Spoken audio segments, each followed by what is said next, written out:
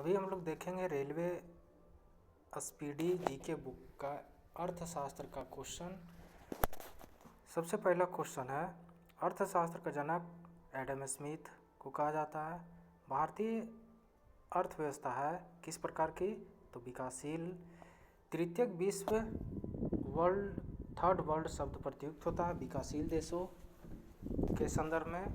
पूंजीवादी तथा समाजवादी अर्थव्यवस्था अपनाने वाला पहला देश कौन सा है? तो अमेरिका तथा रूस।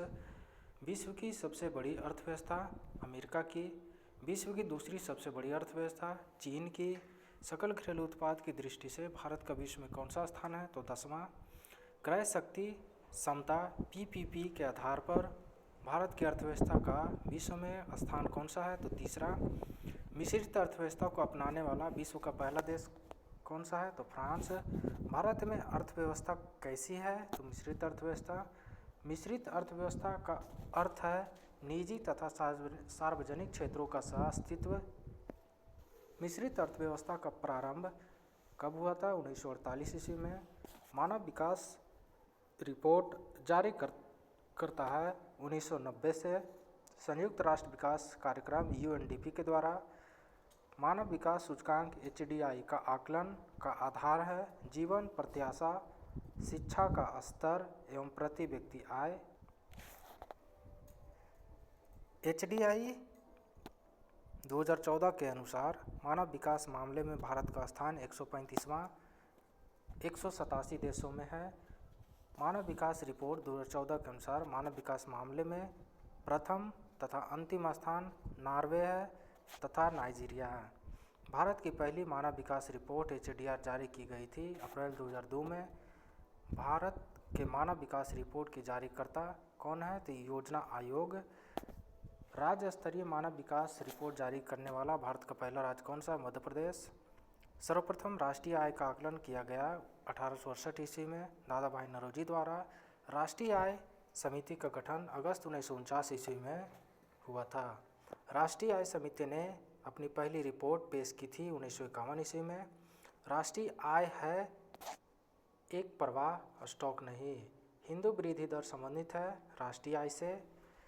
हिंदू वृद्धि दर के अवधारणा के प्रतिपादक थे प्रोफेसर राजकृष्ण।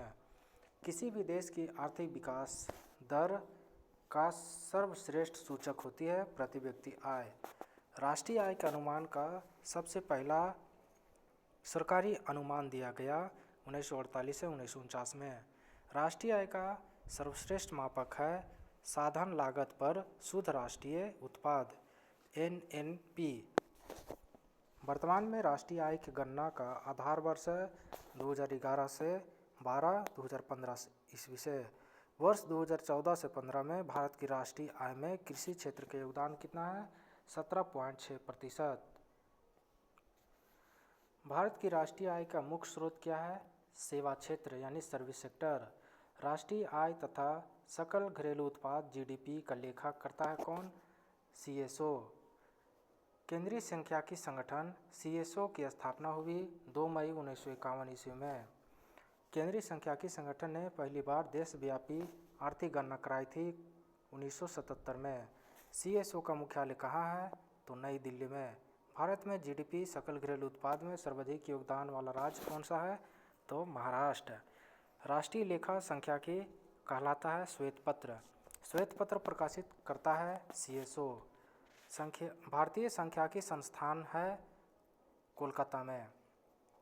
2014-15 में जीडीपी में प्राथमिक क्षेत्र कृषि, द्वितीयक क्षेत्र उद्योग एवं तृतीयक क्षेत्र सेवा का योगदान अनुमानित है। तो इसमें देखेंगे प्राथमिक क्षेत्र यानी कृषि का योगदान है 17.6%। तो वहीं द्वितीयक क्षेत्र उद्योग का योगदान है 29.7% और तृतीयक क्षेत्र सेवा क्षेत्र का योगदान है 52.7%। राष्ट्रीय आय में सर्वाधिक योगदान है तृतीयक क्षेत्र यानी सेवा क्षेत्र का। प्राथमिक क्षेत्र संबंधित है कृषि, पशुपालन, मत्स्य पालन से। द्वितीयक क्षेत्र संबंधित है विनिर्माण, निर्माण, विद्युत, जल आपूर्ति से। तृतीयक क्षेत्र संबंधित है सेवा क्षेत्र, व्यापार, परिवहन, संचार से। प्रति व्यक्ति आय में अग्रणी देश कौन सा है? तो जापान। वर्ष 2013-14 में भारत में सर्वाधिक तथा न्यूनतम प्रति व्यक्ति आय वाला राज्य है क्रमशः गोवा तथा बिहार। वर्ष 2013-14 में भारत में सर्वाधिक प्रति व्यक्ति आय वाला केंद्र शासित राज्य कौन सा है? तो दिल्ली। भारत में गरीबी का मापन का आधार है न्यूनतम कैलोरी उपभोग के मौद्रिक मान। ग्रामीण तथा शहरी क्षेत्र में एक व्यक्ति के प्रतिदिन के भोजन में होना चाहिए क्रमशः 2400 कैलोरी तथा 2100 कैलोरी। भारत में गरीबी का आकलन किया जाता है लकड़वाला फार्मूला के आधार पर। लकड़वाला फार्मूला को स्वीकृति प्रदान की गई 11 मार्च 1997 को योजना आयोग द्वारा। अंत्योदय कार्यक्रम का उद्देश्य है गरीबों में सबसे गरीब की सहायता करना। अंत्योदय कार्यक्रम सर्वप्रथम प्रारंभ हुआ कहाँ से? तो राजस्थान से। भारत में बेरोजगारी संबंधित आंकड़े तैयार किए जाते हैं राष्ट्रीय प्रतिदर्श सर्वेक्षण द्वारा यानी कि NSSO के द्वारा। भारत के कृषि क्षेत्र में पाई जाने वाली बेरोजगारी है अदृश्य प्रच्छन्न बेरोजगारी। व्यापार चक्र की मंदी के समय उत्पन्न बेरोजगारी कहलाता है चक्रीय बेरोजगारी। भारत में बेरोजगारी का स्वरूप है संरचनात्मक। ग्रामीण क्षेत्रों में पाई जाने वाली बेरोजगारी है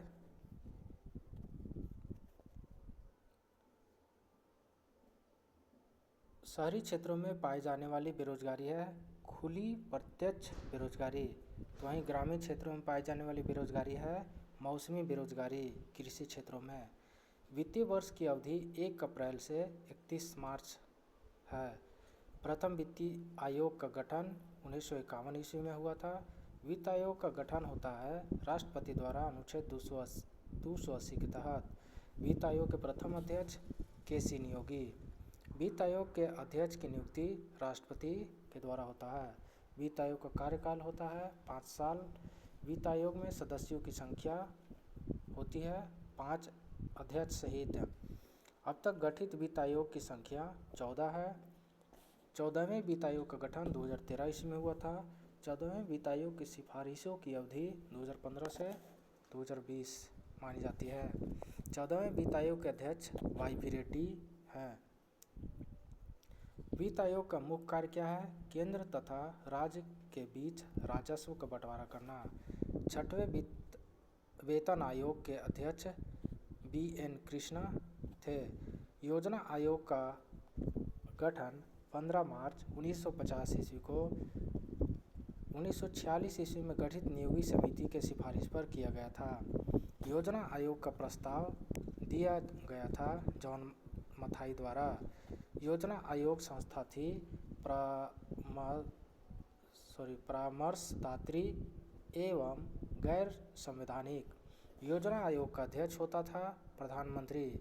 योजना आयोग के प्रथम अध्यक्ष एवं उपाध्यक्ष थे क्रमशः पंडित जवाहरलाल नेहरू एवं गुलजारीलाल नंदा। योजना आयोग का मुख्य कार्य था पंचवर्षीय योजना के निर्माण तथा रूपरेखा तैयार करना। योजना आयोग के अंतिम अध्यक्ष एवं उपाध्यक्ष थे नरेंद्र मोदी